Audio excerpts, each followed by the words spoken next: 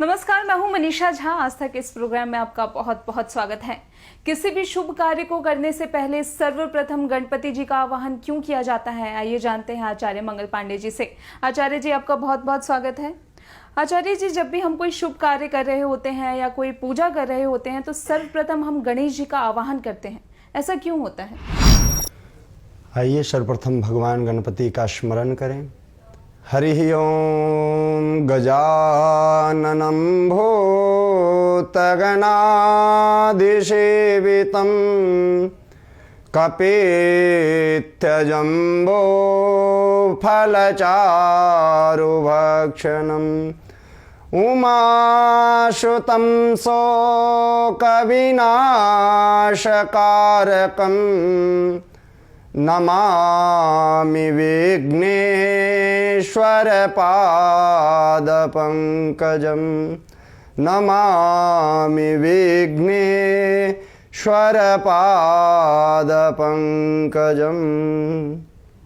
ओम गं गणपतये नमः।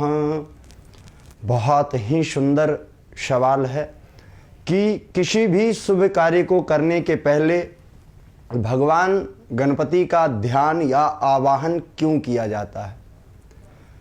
सर्वप्रथम हमें ये जानना आवश्यक है कि भगवान गणेश जी जो हैं वो बुद्धि को देने वाले हैं, सभी सिद्धियों को देने वाले हैं, सभी विघ्नों को हरने वाले हैं। और जब हमें किसी भी अच्छे कार्य को करने के लिए, किसी भी शुभ कार्य को करने के लिए हमारा जो चित्त है, हमारा जो मानसिक स्थिति है, पूर्णतः से शुद्ध होना चाहिए और हमारी बुद्धि बिल्कुल सही होनी चाहिए। भगवान गणपति जी का जो कार्य है वह सिद्धि और बुद्धि से जुड़ा हुआ है।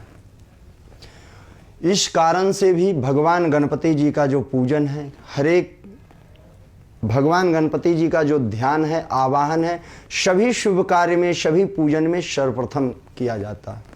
पुरातन संस्कृति से जो भगवान शिव हैं अपने दोनों पुत्रों को बुद्धि की परीक्षा लेने हेतु अपने पास बुलाए और उन्होंने ये कहा कि जो भी सर्वप्रथम तीनों लोकों का परिक्रमा कर करके सर्वप्रथम मेरे पास आएगा वह हमारा प्रिय पुत्र होगा।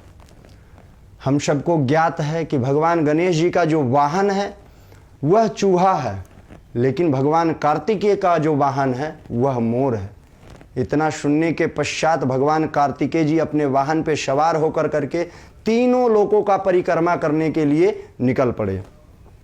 लेकिन भगवान गणेश जी जो बहुत ही बुद्धिमान थे, वो उनके दिमाग में तुरंत ही एक विचार आया कि तीनों लोकों के स्वामी तो हमारे पिता, हमारी माँ हमारे सामने विराजित है।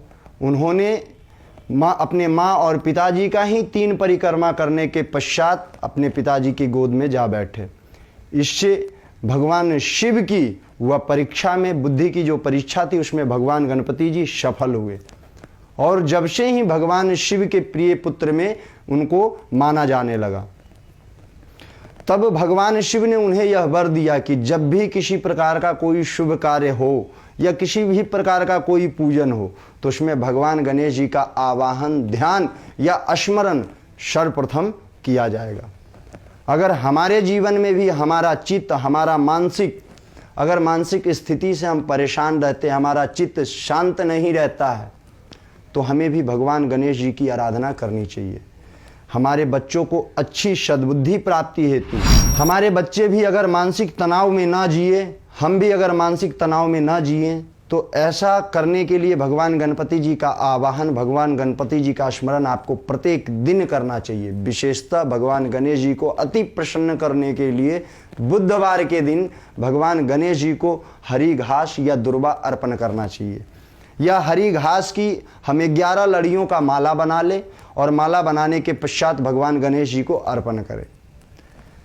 इससे भगवान गणेश जी के आपके जीवन में, आपके बच्चों के जीवन में, आपके गृह में स्थिर रूप में वास होगा और आपको भगवान गणपति अच्छी सद्बुद्धि प्राप्त देंगे। और कहा गया है कि हमारा अगर बुद्धि चित्त शांत है तो हम अपने जीवन में अच्छे पद प्रतिष्ठा और अपने कार्य क्षेत्र को अच्छा चला सकते हैं। लेकिन अगर हमारा बुद्धि ठीक नहीं है तो हम अपने कार्य क्षेत्र को या अपने जीवन को भी अच्छे तरीके से नहीं चला सकते हैं। ज्योतिषीय सलाह के अनुसार अगर किसी की भी कुंडली में बुध ग्रह अनुकूल हो तो उन्हें भगवान गणपति जी की उपासना करनी चाहिए।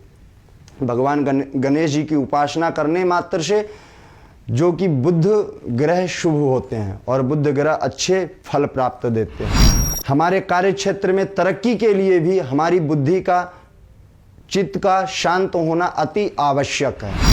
हमारे गृह में अगर धन बहुत है, हमारे जीवन में धन बहुत है, लक्ष्मी की अच्छी कृपा है, और अगर हमारे जीवन में सद्बुद्धि नहीं है, अगर हमारी बुद्धि ठीक नहीं है, तो हम उस धन का सदुपयोग नहीं कर सकते हैं।